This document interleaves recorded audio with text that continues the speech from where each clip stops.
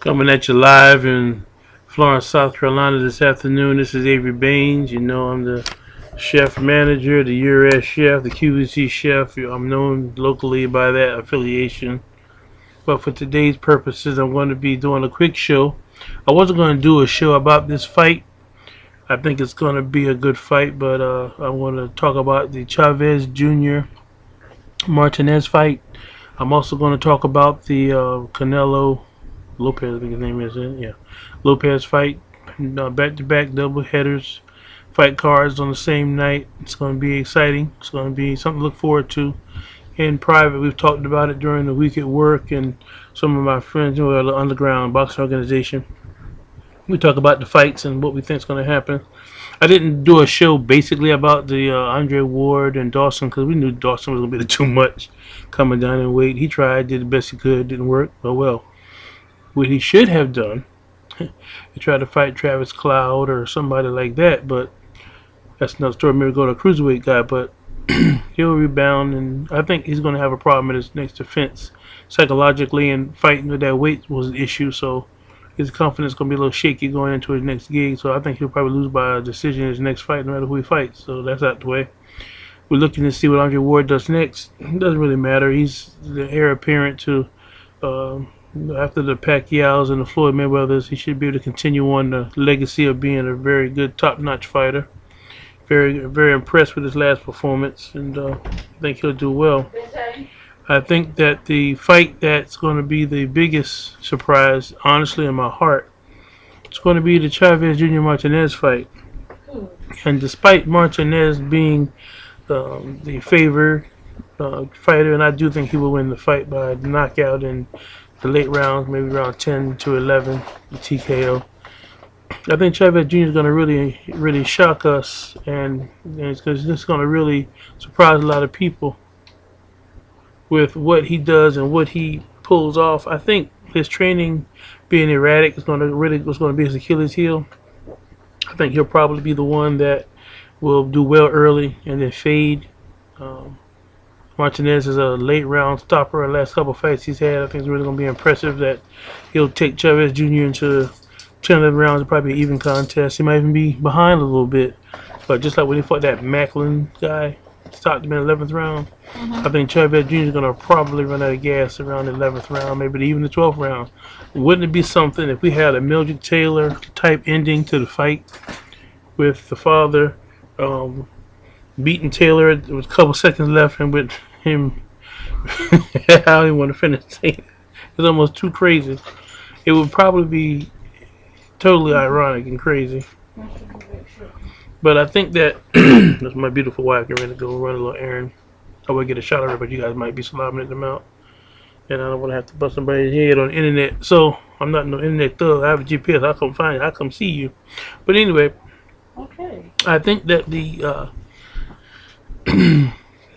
the fight's going to come out with it's going to be heavy action in the first couple of rounds. Heavy action in the first couple of rounds. Of course, Chavez Jr. is heavy-handed anyway. He's going to come out. He's going to come out the box kind of early, trying to establish his will. Martinez going to play a smart, kind of counter him a little bit, trying to show him that you got power, but you can't really do anything. You can't hit nobody. You can't hurt nobody. That's the bottom line. We all know that. So he's going to come out there and he's going to kind of feel him out a little bit. Second, third round, he'll get into business. It's going to start being where he's going to try to counter Chavez Jr.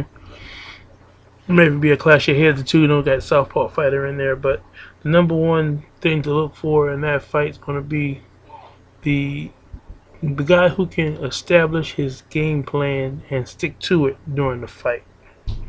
It's not going to be about power. It's not going to be about skill. Martinez will take that and let around and add skill to it. He's going to let him ride the wave for a little bit, kind of stick close to him, show him where he may, right, make him miss, make him pay. Then he's going to drop the hammer on him. By 7th, 8th rounds, he's going to start hitting him with some smoke. Then we'll see what happens by the 11th or 12th round. Like I said, by the time he watches the fight may be over, I'm going to upload it as quick as possible. But my goal is not to really get credit for picking the fight properly. I just want to come out and say that I think Chavez Jr. told the truth when he said, I wasn't ready for you before. You had a belt and everything. It is what it is. He didn't take the belt until the governing body to give it to him. It happened. It's crap. And they did the same thing in the war, but they had to get the belt back. So you see how that worked out for him. These organizations with this interim junk need to stop this madness. Go ahead and do what they have to do to let these champions go out here, express how good they are, and get it done. But I digress. Back to the meat. Straight to the meat. Chavez Jr. will do well, better than expected. He'll cover himself with glory and defeat. I see a TKO around 11. Bang, bam, boom. Canelo. To me, Canelo doesn't look as intense for this fight as he did when he fought Sugar Shane for some reason. Just to me. He trains hard and everything, but it's just like he's not. This guy is already 2 weight classes above his normal weight. Because the guy he's not a welterweight. And sure he ain't a super welterweight. He's a junior welterweight. He came up in weight to fight Victor Ortiz and was losing that fight. I see Canelo by 6th round TKO by the shots, maybe a cut or something. So it's not gonna be a hard night for Canelo. I don't see that happening. He's going there with all the determination he wanted to. He was losing the fight until he hit Victor and broke his jaw. He was losing that fight, so I can't see him doing anything with Canelo. I'd rather talk about Canelo's next opponent, whoever that may end up being. I think Miguel Cotto would be a good fight. It'd be a fight he could learn something from. Someone who can take punishment and can give punishment and can go the distance. He fought the best fighter on the planet. Floyd Mayweather did a good account of himself. That should be his next opponent. These undercard guys, I'm not even going to comment on that because most of them, like Maidon and all that, ain't nothing to it.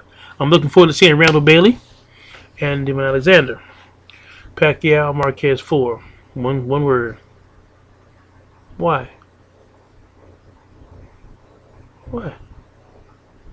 That just shows you how little respect they have for Tim Bradley as a pay-per-view pull. Even with a belt saying he can't pull as much money as fighting Marquez. Oh, so now you're fighting for money now.